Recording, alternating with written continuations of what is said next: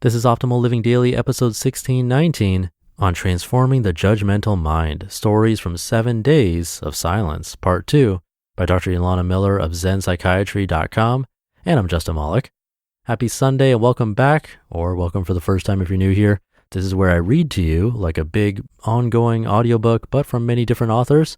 Today being a continuation from yesterday, so I'd recommend listening to yesterday's episode first. But if you're all caught up, let's get right to part 2 and continue optimizing your life. On Transforming the Judgmental Mind, Stories from 7 Days of Silence, Part 2, by Dr. Elana Miller of ZenPsychiatry.com. The second step in transforming the judgmental mind: replace negative mind states with positive ones. I recently read a story of Burmese Buddhist monks who traveled up to the top of the Himalayas in freezing cold temperatures, wrapped themselves in wet sheets, and then meditated on a heat growing from their bodies to the point where they dried the sheets through the sheer power of their thoughts. Even after only a week of intensive meditative practice, I have no doubt that such a feat is possible. One of the tools we studied as an antidote for the judgmental mind was the divine abode practices, of which there are 4: loving kindness, compassion, sympathetic joy, and equanimity. We practice cultivating these positive mind states toward ourselves and others through repeating specific phrases over and over. For example, to practice loving kindness toward myself, I would repeat, "May I be safe and protected. May I be healthy and strong. May I be happy. May I live with ease." After hours of repeating these phrases, they seemed to take on a life of their own. At one point, we did an exercise directing loving kindness toward ourselves, then toward a mentor, then toward a good friend, then toward a familiar stranger, then toward a difficult person, and then toward all beings.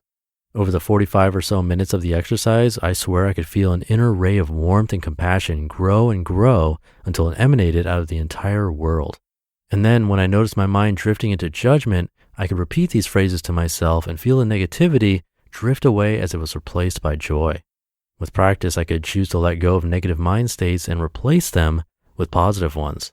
As a side note, at one point I started doing loving kindness practice for a baby sea lion who had popped up its head next to me as if to say hello while I was surfing in Malibu a few weeks back. I just couldn't help but crack up out loud right in the middle of the meditation room, probably interrupting the contemplative silence of everyone else. The thought was just so joyful. I'm sure others found my laughter amusing and maybe even a little joyful too.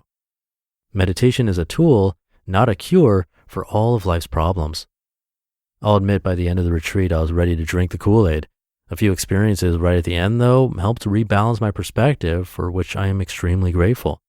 The first experience was when one of the meditation teachers made a flippant comment criticizing psychotherapy.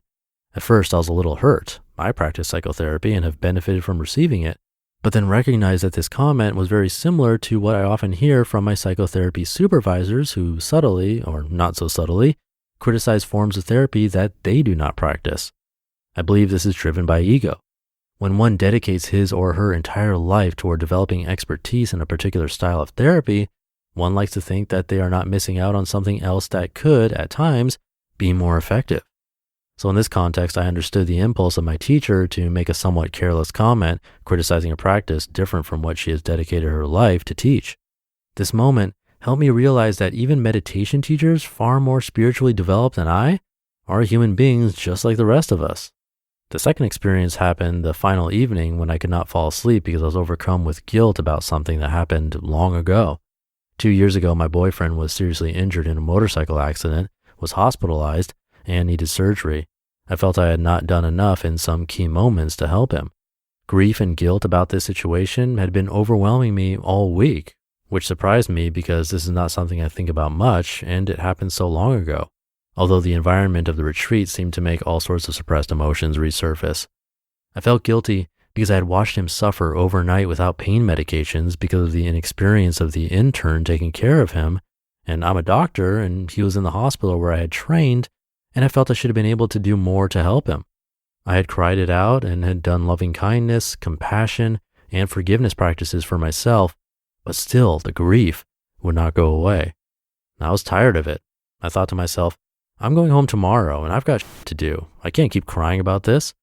So I did a brief exercise derived from cognitive behavioral therapy, sometimes criticized for being inflexible and overly simplistic, where I analyzed the thought of, I didn't do enough to help my boyfriend when he was hurt. I asked myself what percentage of me felt this thought was true. 90%.